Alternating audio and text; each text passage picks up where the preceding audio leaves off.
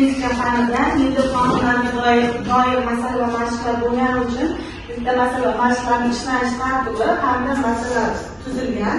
Bu yerda masalan birinchisi quyidagi chatishtirishning qaysi birida F1 genotik jihatdan deyapti.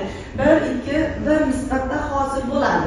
1-2-1 nisbatda hosil bo'lishi uchun ikkita organizm ham heterozigota holatda bo'lgandagina 1-2-1 nisbatda hosil bo'ladi. Ya'ni bu B javobimiz 1-2-1 nisbatda bo'ladi ekan. C javobi esa 1-1 nisbatda qoladi. Keyingi masalamizda esa masalan bu yerda endi izoh shartlari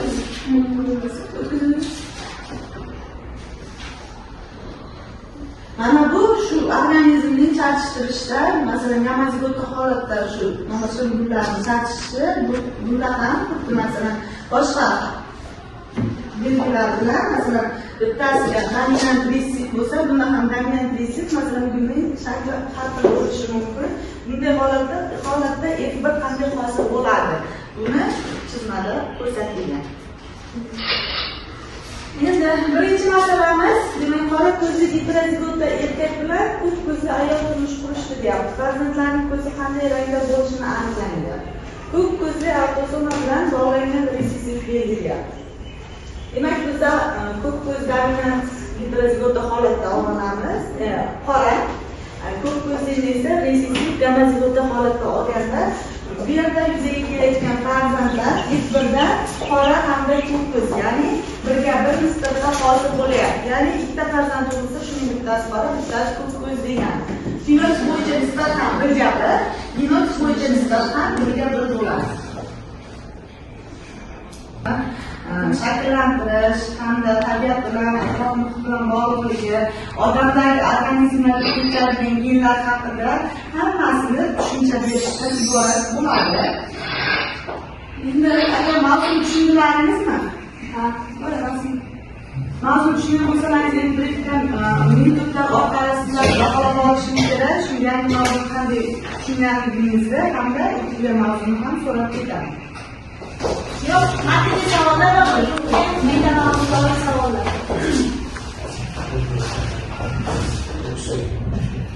Rossiyaning xromosoma nazariyasi kimlar tomonidan?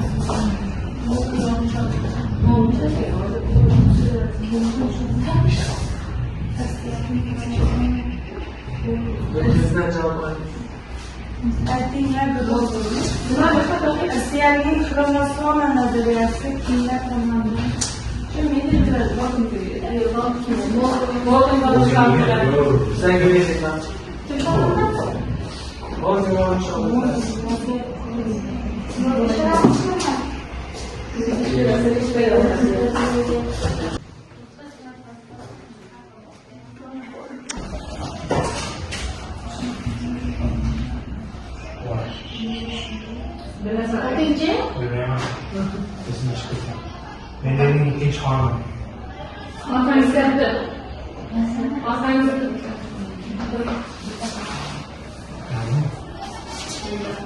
Belki bir kadınlar. Sınav resmi gelmektedir. Bu kaç şey? Tamam.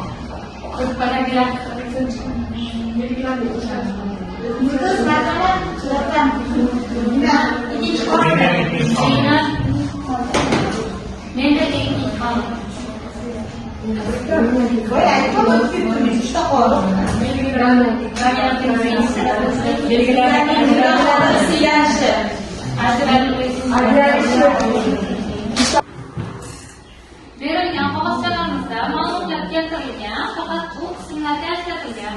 Biz o'sha bo'laklarni har birining ketma-ketligini to'g'ri qo'yishimiz kerak. Shunda butun bir ma'lumot to'liq holatda keltiriladi. Shuni to'g'rilashimiz kerak. Ikkita gruppadan bittadan ishtirokchi qatnashadi.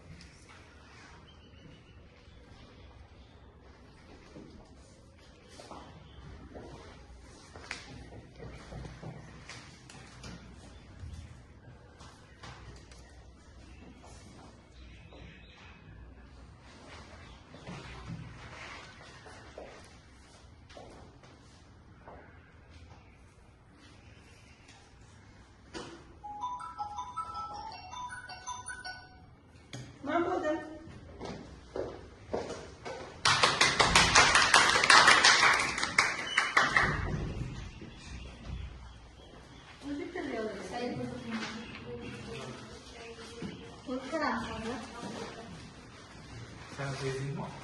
Nima bilan? Keyin sezdingmi?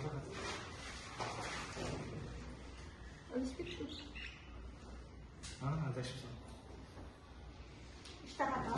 Bu guruhda hammasi to'g'ri. Deydingmi?